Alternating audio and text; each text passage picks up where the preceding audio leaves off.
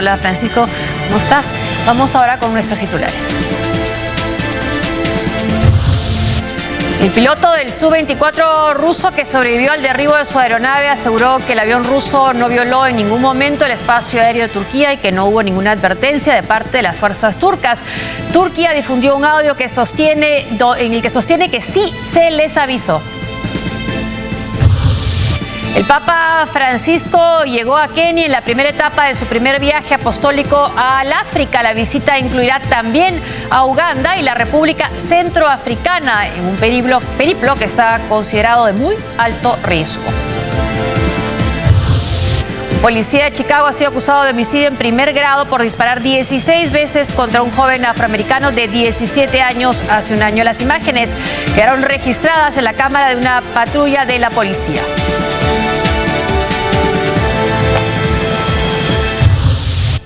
Bienvenidos, así comenzamos TV Perú Mundo.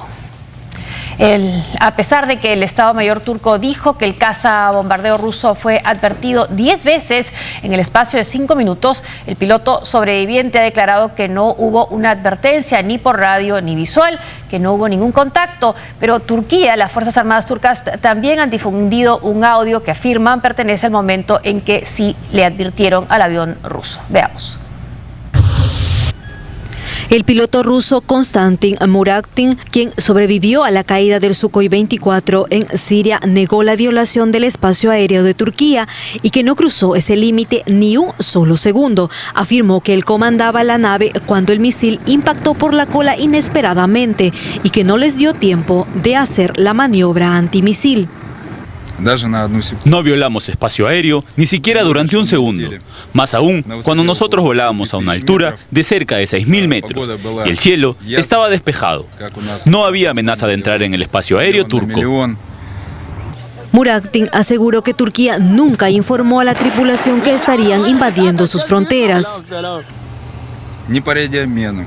La verdad es que no hubo ninguna advertencia, ni por radio ni visualmente. No hubo ningún contacto. Hay que entender qué velocidad llevaban tanto el bombardero como el cazar F-16. Si hubieran querido advertirnos, podrían haberse mostrado poniéndose en paralelo a nosotros, pero no lo hicieron.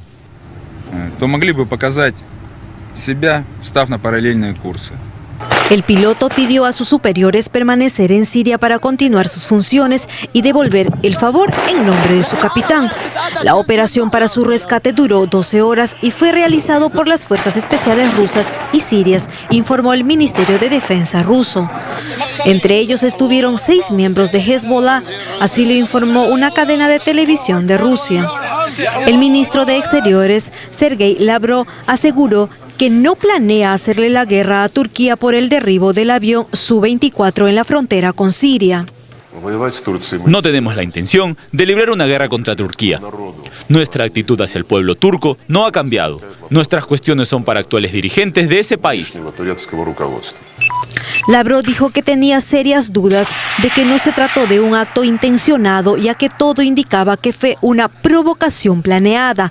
Asimismo, dijo que extremistas utilizan territorio turco para desarrollar sus acciones criminales.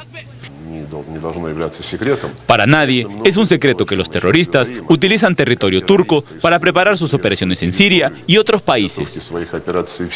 El canciller también dio detalles sobre la conversación telefónica que mantuvo con su homólogo turco Mevlut Cavusoglu, quien dijo trató de justificar las acciones de Ankara y que su país aspiraba a seguir manteniendo las relaciones amistosas con Rusia.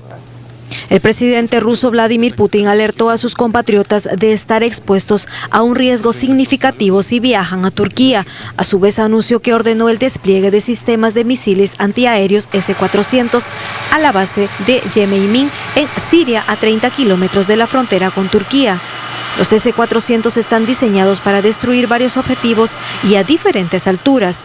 Esta medida, dijo el mandatario, que es para asegurar la seguridad de las fuerzas militares que efectúan operaciones contra los terroristas. Por su parte, el primer ministro turco Ahmet Davutoglu volvió a criticar el apoyo que Rusia brinda al presidente sirio Bashar al-Assad en la zona de Latakia, donde los ataques están dirigidos hacia los turcomanos con el pretexto de la lucha contra el Estado Islámico.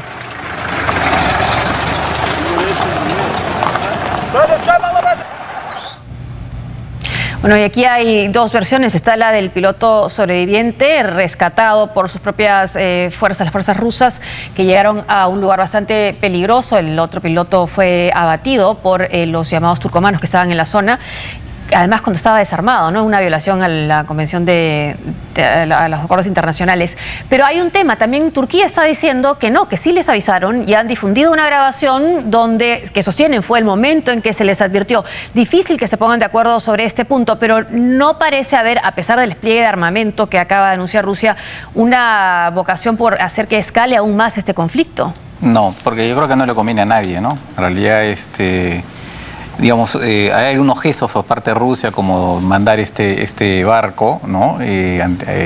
Con un sistema antimisiles, y además decir que a partir de ahora los bombarderos van a ser escoltados por cazas, ¿no?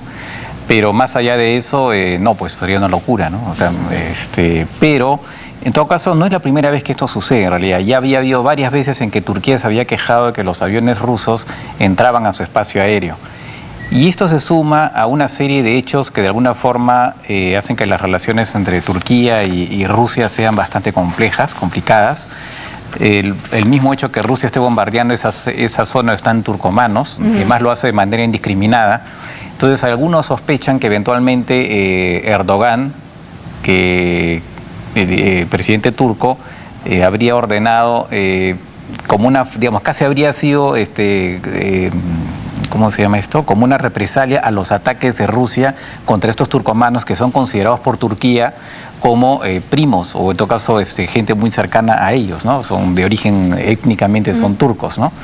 Entonces, hay ese tema, hay otras discrepancias en cuanto a lo que va a pasar con Assad. Turquía es un militante a rajatabla de que Assad tiene que irse, ¿no?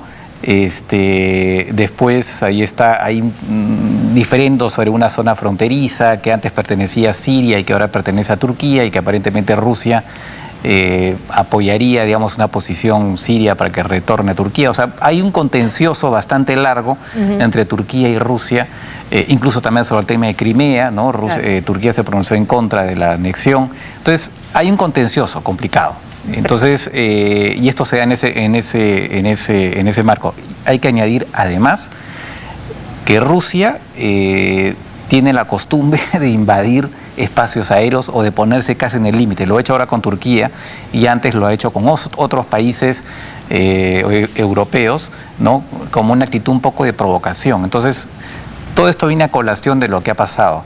Pero en todo caso, con respecto a Turquía, las cuales pueden ser las consecuencias, evidentemente no va a haber una conflagración entre ellos, pero sí represalias económicas, ¿no? Putin ha dicho a los turistas rusos, que más o menos representan 4 millones de turistas al año en Turquía, que no vayan, ¿no? Lo cual, vamos a ver si le hacen caso, pero en todo caso podría representar un golpe para la economía turca.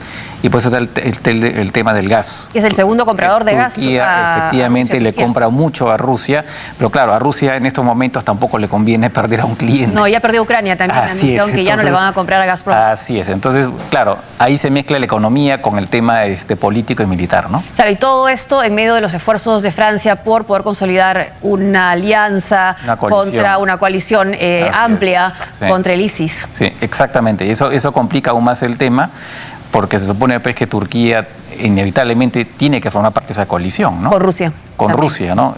Y claro, entonces realmente es un tema bien... Bueno, este tema de la guerra en Siria es ya una mezcolanza espantosa de intereses y de muertos. Y de sufrimiento, exacto. Y de sufrimiento. El primer ministro británico David Cameron señaló que el Reino Unido debe actuar ahora contra el grupo terrorista Estado Islámico, mientras que en Francia la Asamblea Nacional aprobó que el ejército del aire continúe bombardeando posiciones del Estado Islámico en Siria e Irak. Por amplia mayoría, los diputados franceses aprobaron prolongar los ataques aéreos en Siria en contra del Estado Islámico, que ya venían llevando a cabo desde el mes de septiembre, pero intensificaron sus operaciones luego de los atentados en París el pasado 13 de noviembre, dejando 130 muertos. Minutos antes de esta votación, el primer ministro de Francia, Manuel Valls, dio un discurso en la Cámara Baja del Parlamento y dijo que es necesario destruir al ISIS. Le 13 novembre, Desde el 13 de noviembre las cosas han cambiado. Se necesita una represalia a la agresión que sufrimos. No hay alternativa. Debemos destruir al Daesh. Estamos en guerra y será larga. Esto es el comienzo. Anunció también que el portaaviones Charles de Gaulle está desarrollando varios ataques en Raqqa y descartó una acción terrestre. Hizo un llamamiento para la constitución de un frente mundial contra el Estado Islámico. Por su parte, el embajador de Rusia en Francia, Alexander Orlov, indicó que su país está preparado para formar un Estado Mayor conjunto para luchar contra los yihadistas. Estamos dispuestos de ir más allá de una simple coordinación y planear ataques conjuntos contra el Daesh, con Francia, Estados Unidos y cualquier otro país que quiera unirse a esta coalición. Mientras tanto, el primer ministro británico David Cameron dijo que el Reino Unido debe actuar en contra del Estado Islámico sin esperar una solución política a la crisis que vive Siria. En la sesión semanal de preguntas en la Cámara de los Comunes, Cameron insistió que su país debe trabajar para combatir al grupo terrorista a fin de mantener la seguridad de la población. El primer ministro espera pedir mañana a los diputados que apoyen su plan de lanzar ataques en Siria a objetivos del ISIS. Hasta ahora, el Parlamento solo aprobó bombardeos en Irak.